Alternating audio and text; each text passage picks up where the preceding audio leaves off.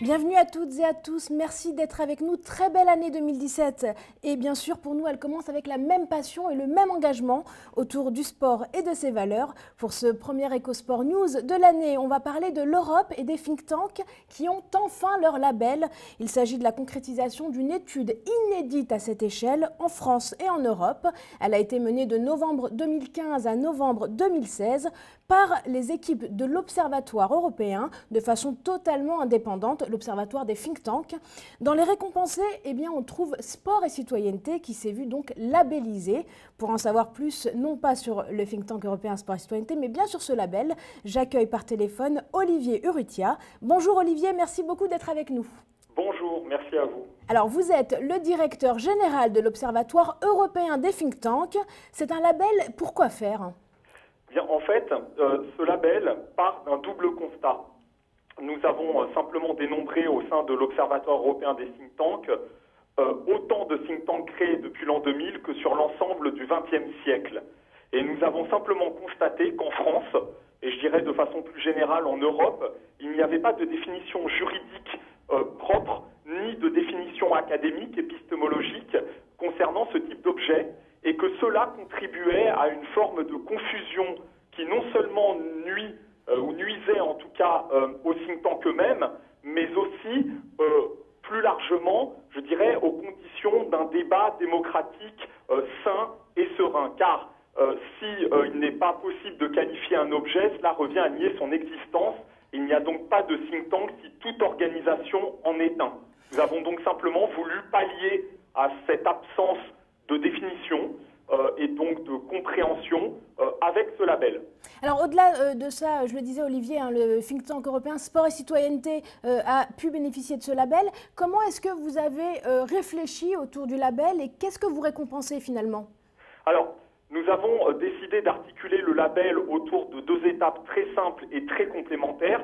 La première étape vise à qualifier une organisation comme étant un think tank.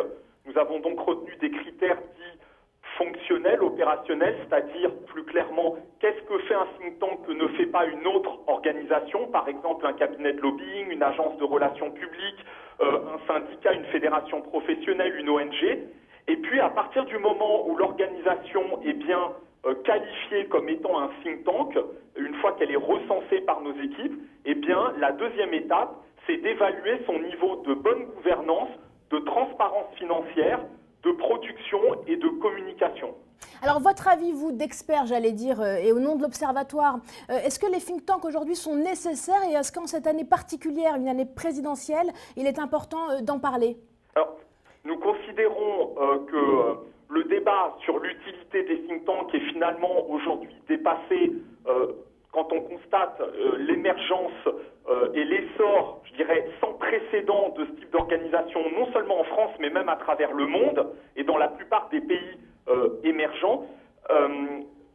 Nous considérons donc que oui, ils ont une utilité, disons en tout cas, dans leur capacité à participer au débat public autour des politiques publiques, à accompagner la réflexion autour des politiques publiques, que ce soit de la part des dirigeants, mais aussi finalement à contribuer à plus de réflexion et de clarté auprès des citoyens eux-mêmes. Voilà. Merci beaucoup Olivier Urrutia. On aura l'occasion d'en reparler sur notre plateau en vous recevant en live. Merci d'avoir été avec nous. Je rappelle que vous êtes donc le directeur général de l'Observatoire européen des think tanks. Merci. Et après l'Europe, on passe au monde et à l'olympisme, puisque dans quelques jours maintenant s'ouvrira la semaine olympique pour l'UNSS, un défi de taille pour le sport scolaire qui doit montrer à ceux qui ne l'ont peut-être pas encore intégré que la jeunesse sportive est aussi porteuse de valeurs fortes.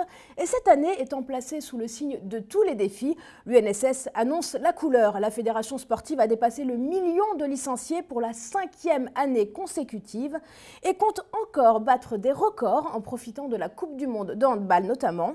Objectif, les 2 millions de pratiquants avec des messages clairs à retenir et à distiller partout, une meilleure accessibilité à la pratique sportive, le respect du vivre ensemble, plus de filles, plus de sport dans les quartiers, bref, plus de sport pour toutes et tous tout le temps. Il a été policier du RAID, il a travaillé avec la jeunesse dans tous les quartiers de France ces 25 dernières années. L'acteur de terrain qu'il est poursuit son aventure avec une ambition et une croyance, le sport féminin. On retrouve tout de suite l'invité de notre Focus. Bruno Pomar, fondateur de la Saharienne qui se tenait cette année en Équateur, revient sur ce concept qu'on aime et qu'on soutient ici, solidarité et sport au féminin. Regardez son entretien en images. C'est un concept d'ailleurs qui date depuis 2001, hein, qui a consisté à dire que le sport féminin n'était pas assez ancré dans notre pays, et c'est évident, je ne dis pas juste ça parce que c'est un raid féminin que j'organise, mais c'est tout simplement la vérité. Et j'ai pensé que créer une vraie dynamique en direction des femmes, c'était une bonne chose. La preuve, c'est que le concept fonctionne bien puisqu'il y a pas mal de raids maintenant qui se montent dans ce domaine-là. La Saharienne, c'est un raid par équipe de 2. Où les compétitrices viennent évidemment participer à des activités de type sport nature, du VTT, du canoë, des parcours aventure, une visite du pays aussi, parce qu'on ne va pas courir bêtement, en même temps on essaie de s'instruire et en même temps de découvrir un pays, donc c'est ce qu'on fait dans chaque pays que nous découvrons à travers cette série.